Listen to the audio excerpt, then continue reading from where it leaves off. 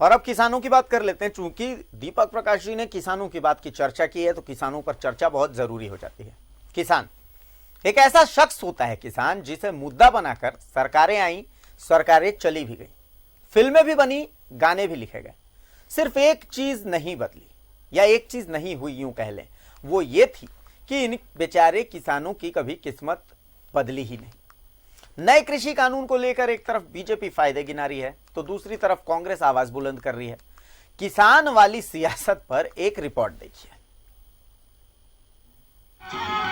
मेरे देश की धरती सोना उगले उगले हीरे मोती, मेरे देश की धरती, मेरे देश की धरती, मेरे देश की धरती सोना उगले उगले हीरे मोती, मेरे देश की धरती, मेरे देश की धरती।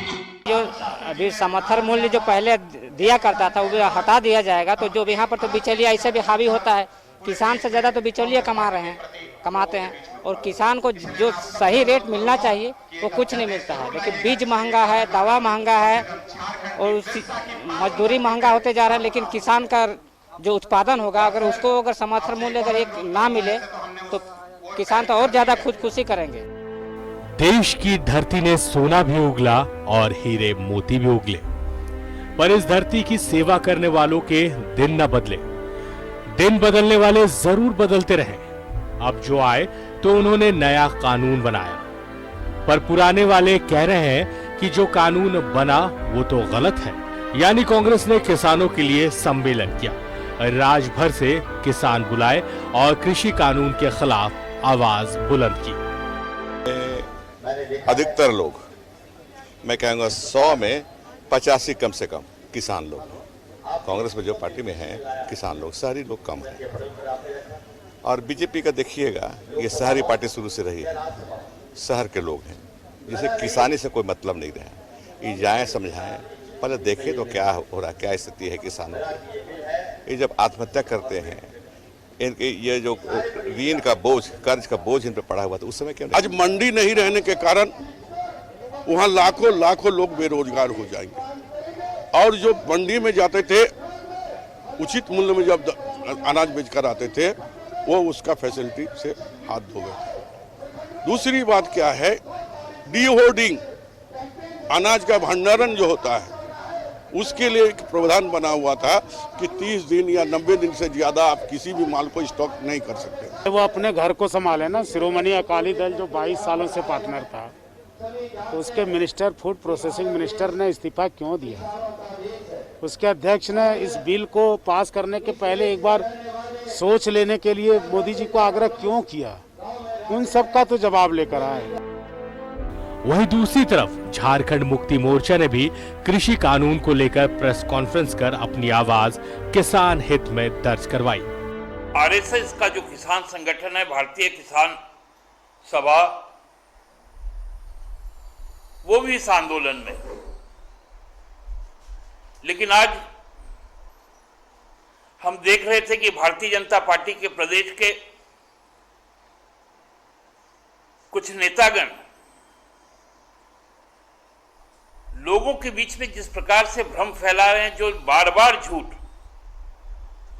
केंद्र सरकार बोल रही है, उसी झूठ को प्रचारित करना और इन कानूनों को इस तरह से क्रांतिकारी परिवर्तन का नाम देना। अब कृषि कानून किसान हित में है या नहीं, ये तो तय जनता को करने दीजिए, लेकिन तब तक इस सियासत का आनंद उठाइए। रांची से न्यूज़ 11 भारत के लिए राकेश के साथ अजय लाल की रिपोर्ट। और अब जब इस सियासत को हमने देख ली तो एक और सियासत देखनी जरूरी है। भारतीय जनता पार्टी ने आज किसान संगोष्ठी की। इस किसान संगोष्ठी में कृषि कानून को लेकर के क्या कुछ फायदे हैं, उसके पॉजिटिव एस्पेक्ट्स जो हैं वो दिखाए गए। सबसे पहले एक रिपोर्ट के माध्यम से देखते हैं कि उस संगोष्ठी में खास क्या था। बीजेपी केंद्र सरकार के द्वारा लाए गए किसानों से संबंधित कानून को लेकर पूरी तरह सक्रिय है। कई किसानों के बीच जाकर जागरूकता अभियान चलाया जा रहा है तो कई किसानों को अपने कार्यक्रम में बुलाकर कानून के फायदे बताए जा रहे हैं। रांची महानगर कार्यालय परिसर में एक किसान संगोष्ठी का आयोजन किया गया, जिसे प्रदेश अध्यक्ष दीपक प्रकाश ने संबोधित किया। उन्होंने कहा है कि ये कानून पहले ही बनना चाहिए था। यूपीए के शासन में स्वामीनाथन कमेटी की रिपोर्ट दबाकर रखी गई। किसानों का हित हो। मनमोहन सिंह 15 साल रहे, कई सरकार कांग्रेस समर्थित भी आई, लेकिन किसी ने भी किसानों के बारे में विचार नहीं किया। स्वामीनाथन कमीशन का रिपोर्ट को लागू करने का काम नहीं किया। मित्रों, भारतीय जनता पार्टी की सरकार आई, मोदी जी की सरकार आई, आपकी सरकार आई, आपके द्वारा बनाई हुई सरकार जब आई, मित्रों, मोदी जी ने पहला काम किया कि एमएसपी लागू करो, न्यूनतम समर्थन मूल्य। और कितना? किसान के लागत का 1.5 गुना फसल का लाभ किसानों को मिले, इसके लिए एमएसपी तय करवाने का काम किया, जिसको न्यूनतम समर्थन मूल्य। इस किसान संगोष्ठी में रांची महानगर और ग्रामीण जिला इकाई द्वारा किसानों को बुलाया गया था। कई किसानों को सम्मानित भी किया गया। सांसद सह अध्यक्ष ने आरोप लगाया है कि वैसे लोग जिन्होंने हरियाणा में किसानों की जमीन लूटी, वो किसान की बात करते हैं तो आश्चर्य होता है। उन्होंने सोनिया गांधी के दामाद रॉबर्ट वाड्रा का उल्लेख किया। दोनों हाथों से किसानों की जमीन हरियाणा में लूटने वाला वडेरा, आज उसका परिवार किसानों के बारे में जब बोलता है तो किसानों को शर्म आती है। सोनिया गांधी का दामाद वडेरा हरियाणा में जमीन को लूटने वाला, उसके परिवार के लोग, कभी भी मैं कह सकता हूं कि उनके बड़े नेता है, ना खेत देखा ना खलिहान देखा। इस कार्यक्रम में किसानों ने भी अपनी बातें रखी। उन्होंने कृषि बिल को फायदेमंद बताया। कोई भी बाजार में जाके हम बेच सकते हैं, जो हमारा जो मूल्य है उसको हमको डायरेक्ट मिल सकता है किसानों के बीच में। फायदेमंद है। हाँ, फायदेमंद है, किसान के हित में है। और आज जो भी किसानों के बीच में जो भी आप देख रहे हैं, प्रधानमंत्री सम्मान निधि योजना, पहली बार डीबीटी के माध्यम से किसानों को खाता में डायरेक्ट जो पैसा आया, किसान का हित में बहुत बड़ा काम हुआ। जो आज हम चाहे खेती बाड़ी करने के समय हमारा जो अकाउंट में पैसा आ गया डीबीटी के माध्यम से 2-2 हजार करके साल में 6। इस संगोष्ठी को प्रदेश महामंत्री आदित्य साहू ने भी संबोधित किया। कार्यक्रम में सांसद संजय सेठ और कई विधायक शामिल हुए। कैमरामैन अरविंद के साथ राजेश कुमार, न्यूज़ 11 भारत, रांची।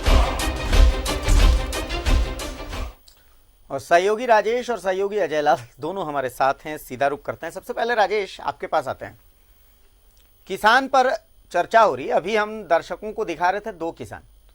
एक किसान जो कांग्रेस के किसान सम्मेलन में था, उसे ऐसा लगता है कि कृषि कानून उसके खिलाफ है। दूसरा किसान जिसके कंधे पर भगवा लटका हुआ था, वो किसान बीजेपी के कार्यालय की संगोष्ठी में था। उसे लगता है कि कृषि कानून उसके फायदे में। अब ये सब देख करके जो आम किसान है, वो किसान जो स्क्रीन में हल चलाता हुआ नजर आ रहा है, वो किसान कंफ्यूज हो जा रहा है कि भाई ये फायदे में है या नुकसान में है, ये तो पता नहीं, लेकिन हाँ ये सियासत में जरूर है। कैसे देखें इसे? हाँ, बिल्कुल आपने सही कहा कि किसान सियासत में जरूर है और अभी केंद्र बिंदु में वही है। जहाँ तक चर्चा की बात है, चर्चा चूंकि देखिए राजनीतिक धारा के हिसाब से होती है। कांग्रेस चूंकि केंद्र में विपक्ष में है तो वो इस बिल का विरोध करती रही है और आज भी उसके खिलाफ पूरा अभियान जोर शोर से इस झारखंड में चल रहा है। इसके अलावे वो बीजेपी है, चूंकि केंद्र समर्थित केंद्र में बीजेपी की सरकार है तो उसको समर्थन देने के लिहाज से उसके द्वारा बनाए गए कानून के समर्थन में उतरी हुई है। और ये पूरे प्रदेश में जागरूकता अभियान चल रहा है। चाहे कोई भी जिला हो, हर जगह जिला इकाइयों को कहा गया है कि किसानों के बीच जाकर कानून के फायदे गिनाएं कि क्या इस कानून में विशेष है और पहले की स्थिति और आज कानून लागू होने के बाद की स्थिति में क्या फ़र्क आएगा, इसके बारे में विस्तार से समझाने का निर्देश दिया गया है। तो अब किसानों पर ये बात है, जहाँ तक हम लोग की बात कहें, हमें किसानों के बीच जाकर ये देखना होगा, टटोलना होगा कि किसान आखिर इस बिल को समझ रहे हैं या नहीं समझ रहे हैं। और जो हर जगह की अपनी एक परिस्थिति होती है, भौगोलिक परिस्थितियाँ होती है, जिसको लेकर किसान अक्सर आप देखें कि कोई फसल यहाँ अधिक होती है तो कोई फसल दूसरी जगह नहीं होती है। तो किसानों के लिए कौन सा कानून फायदेमंद है, पहले की व्यवस्था अच्छी है या फिर अभी जो कानून के उपरांत जो व्यवस्था लागू होने वाली है वो अच्छी है? देखिए, एक बात तो केंद्र सरकार के द्वारा स्पष्ट तौर पे कहा जा रहा है कि एमएसपी की व्यवस्था खत्म नहीं की जा रही है और ये व्यवस्था, इसकी घोषणा भी हो चुकी है। तो सरकार है, सरकार की घोषणा महत्वपूर्ण होती है, इसलिए किसानों को ये अंदेशा नहीं है कि एमएसपी को खत्म कर दिया जा रहा है।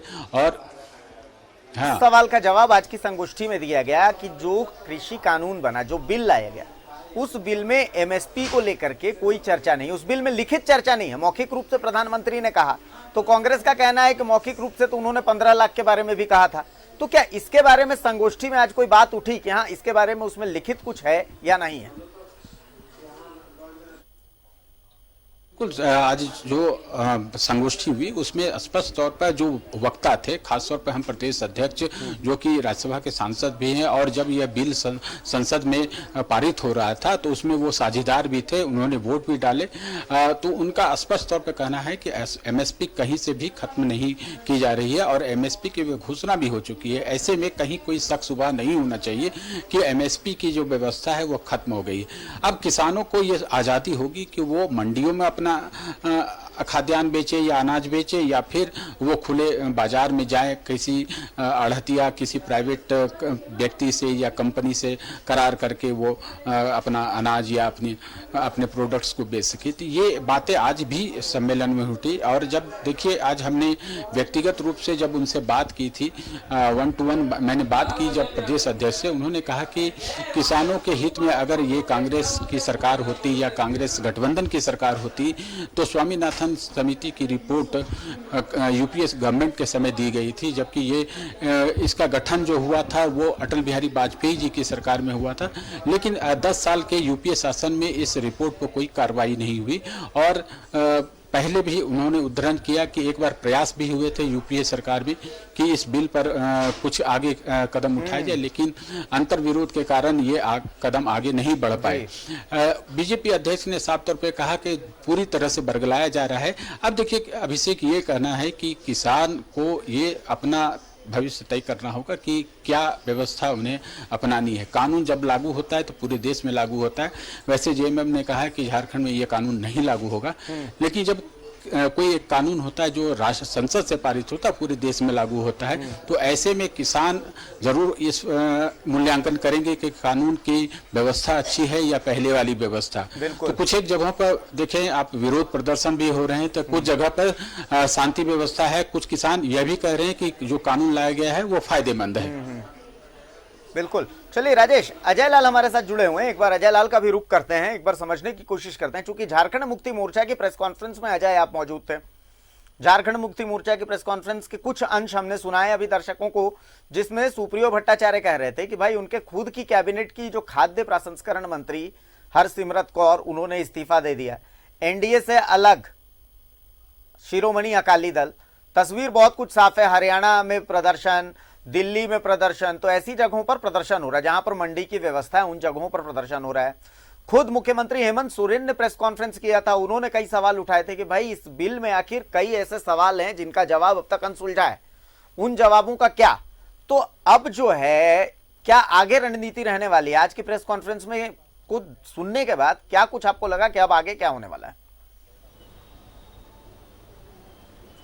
देखिए अभिषेक, कुछ चीजों को समझने की जरूरत है। जब भारतवर्ष में कुछ साल पहले, महज आप 15-20 साल बैक, फ्लैश बैक में जाएंगे तो कुरियर कंपनियां आनी शुरू हुई थी धीरे धीरे। उस वक्त डाक विभाग के द्वारा जो पत्र भेजे जाते थे या फिर मनी ऑर्डर भेजे जाते थे या फिर जो पार्सल भेजे जाते थे, आज किसी घर में जाकर किसी बच्चे से पूछेंगे, कोई पत्र भेजना हो, उनके जुबान पर आता है कुरियर सर्विस। उसने डाक विभाग को निगल लिया। आप आज कुरियर भेजेंगे, दो कल वो डिलीवरी हो जाएगा संबंधित पते पर, लेकिन डाक विभाग से भेजेंगे तो पूरी आशंका है कि वो पत्र, वो रजिस्ट्री कहीं खो ना जाए। दूसरी बड़ी बात कि आपको याद होगा अभिषेक कि जब दूरसंचार कंपनियां आई थी, बीएसएनएल, एमटीएनएल, उस वक्त कहा गया था कि निजी कंपनियों को आने दे, प्रतिस्पर्धाएं होंगी और जो कंपनी अच्छा करेगी वो बाजार में रहेगी। आज बीएसएनएल का नाम लेवा कुछ ही लोग हैं, एमटीएनएल तो इतिहास की चीज हो गई। बड़ी निजी कंपनियां आ गई बाजार में, बड़ी कंपनियां 5G 6G के बारे में सोच रही है, बीएसएनएल 2G के बारे में सोच रही है। तो ये तो तय मानिए कि जो नई कृषि नीति आएगी तो मंडी का तो साफ होना तय मानिए। मंडी रहेगी नहीं, जो राज्य सरकार को राजस्व मिलते थे मंडी के माध्यम से उसका भी खात्मा होना निश्चित है। यहाँ तक किसान वाजिब कह रहे हैं कि हमारे खेत की खेती है, हम जहां बेचे। असल विरोध ये हो रहा है कि कम से कम जो कल्पना कीजिए कि कोई सुरेंद्र नाम का किसान है, उसके खेत में कोई व्यक्ति जाके बोलता है कि आप अमुक बीज को बोए, उस फसल को मैं खरीदूंगा। आप कल्पना कीजिए कि उसने उसके साथ एग्रीमेंट कर लिया और बारिश हो गई, फसल बर्बाद हो गया। कौन जिम्मेदार होगा कि इसके विवाद को कौन निपटाया जाए? यदि बहुत ज्यादा धूप हो गया, फसल जल गए, तो कंपनियां तो यही कहेगी कि तो हमने तो फसल के लिए पैसे दिए थे, आपने फसल दिया नहीं तो फिर पैसे कैसे आएंगे? इस तरह के जब विवाद पैदा होंगे तो उसका निपटारा कौन करेगा? अनुमंडल अधिकारी करेंगे। आप कल्पना कीजिए क्या अनुमंडल अधिकारी के पास इतने पावर होंगे कि वो बड़ी कंपनियों से किसी प्रकार का विवाद लेने की हिमाकत करेगा? एक विरोध की वजह यह है, किसान कह रहे हैं कि हम जो बाजार में निजी कंपनियों के साथ अपने उत्पाद को बेचने जा रहे हैं तो आप वहां भी एमएसपी कर दीजिए। ऐसा ना हो कि 3-4 बड़ी कंपनियां मिलके आर्टिफिशियल संकट पैदा कर दे, अभाव पैदा कर दे और फिर कहे कि आपके धान को मैं 700 रुपए क्विंटल ही खरीदूंगा। उस समय कोई किसान ये कहने की स्थिति में नहीं उस वक्त कोई किसान ये कहने की स्थिति में नहीं होगा कि भैया 1 क्विंटल धान उत्पादन करने में हमारा लागत ही लगा है, 1100 रुपया 700 में कैसे दे दें? इस विवाद का निपटारा कौन करेगा? किसान कहीं से इस बात का विरोध नहीं कर रहे हैं कि मंडी रहे ना रहे, मेरा उत्पाद मैं कहीं बेचूं। किसान ये कह रहे हैं कि आप प्राइवेट किसान बिल्कुल सही बात है, किसान ये कह रहे हैं बहुत लॉजिकल आपने सवाल उठाया, कंपनियों को खेत के बहुत लॉजिकल आपने सवाल उठाया। किसान ये कह रहे हैं इसे कि जो निजी बिल्कुल लॉजिकल पॉइंट है। चलिए बहुत बहुत शुक्रिया अजय आपका, बहुत बहुत शुक्रिया राजेश आपका, बहुत बहुत शुक्रिया। कुछ बातें ऐसी हैं जिन पर चर्चा शायद आज पूरी शाम हो सकती है, जिनके जवाब मिलने चाहिए। हालांकि उम्मीद करते हैं कि केंद्र सरकार उन सवालों के जवाब देगी। जो पर्दा है इस कानून पर, उस पर्दे को कम से कम हटाना चाहिए। जो सवाल उठ रहे हैं, जो सवाल किसानों के मन में, जो सवाल सरकार के मन में, उनके जवाब मिलने चाहिए। शुक्रिया अजय, शुक्रिया राजेश आपका इस तमाम बातचीत के लिए।